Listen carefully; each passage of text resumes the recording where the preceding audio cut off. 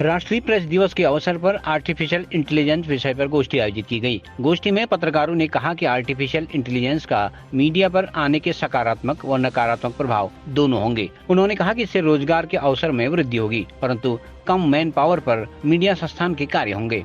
वक्ताओं ने artificial intelligence का स्वागत किया है।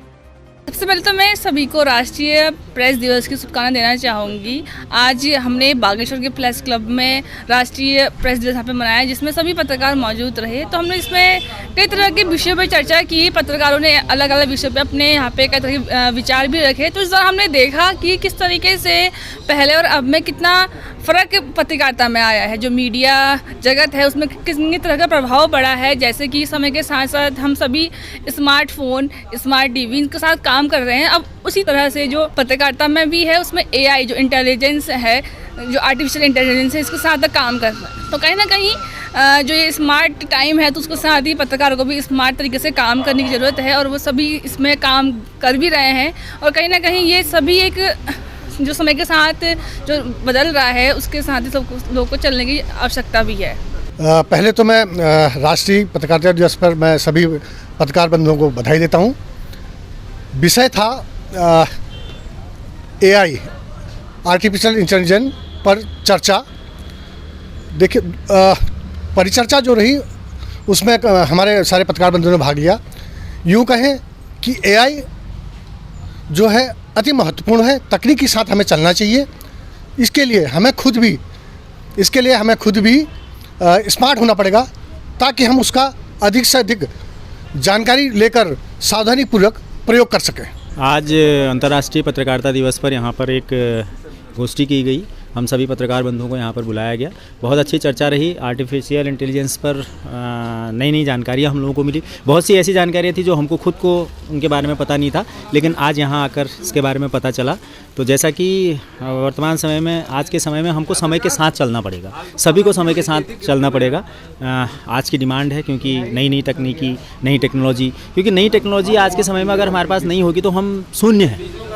तो इसीलिए इसका वही है कि एक कहावत कही गई थी, एक समय में हम जब स्टूडेंट हुआ करते तो पढ़ते थे कि विज्ञान वरदान है या अभिशाप। उसी तरीके से ये आज की टेक्नोलॉजी भी है। अगर सही तरीके से हम लोग अगर इसका यूज़ करेंगे, प्रयोग करेंगे, तो हम बहुत आगे बढ़ेंगे। अगर हम इसका अगर कहीं दुरुपयोग अगर इसका होने लगेगा तो बहुत ये हमारे लिए नुकसानदायक भी हो सकता है।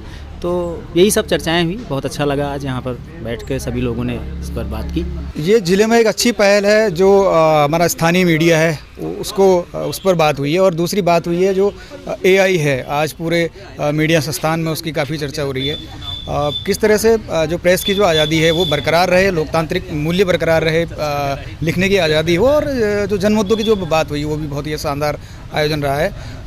उम्मीद ये करते हैं कि इस तरह की गोष्ठियाँ, इस तरह के विचार विमर्श संवाद जो है वो वार्षिक रूप से या महीने में या मतलब जब भी हो वो होता रहे यहाँ पर ज़िले में। तो लोगों में एकजुटता रहती है, और जो भी लिखने पढ़ने की संस्कृति का विकास होगा वो इसी तरीके से धीरे धीरे होगा। और ये एक बहुत अच्छी पहल है ज़िले में, ये जो आज की गई है। पत्रकारिता तो समाज का एक मजबूत स्तंभ है। और आज नई तकनीक का ज़माना है। चाहे तकनीक कितनी भी आगे बढ़ जाए, लेकिन पत्रकारिता क्षेत्र को निष्पक्षता और यथार्थ पर ही चलना चाहिए, क्योंकि सूचना तंत्र को लेकर के ही सारा कार्यभार आगे बढ़ता है, चाहे सरकारों का हो, विभागों का हो या जनता का हो। हम तो यही चाहेंगे कि पत्रकारिता के इस महत्वपूर्ण कार्य को बहुत तल्लीनता से, गहराइयों से तथा यथार्थ पर आधारित होना चाहिए, ताकि जनता की और जनभावना की सही बात आगे बढ़ सके और जन समस्याओं की बात आगे बढ़े और उनका समाधान का रास्ता तय हो सके। CCN न्यूज़ के लिए ब्यूरो रिपोर्ट, बागेश्वर।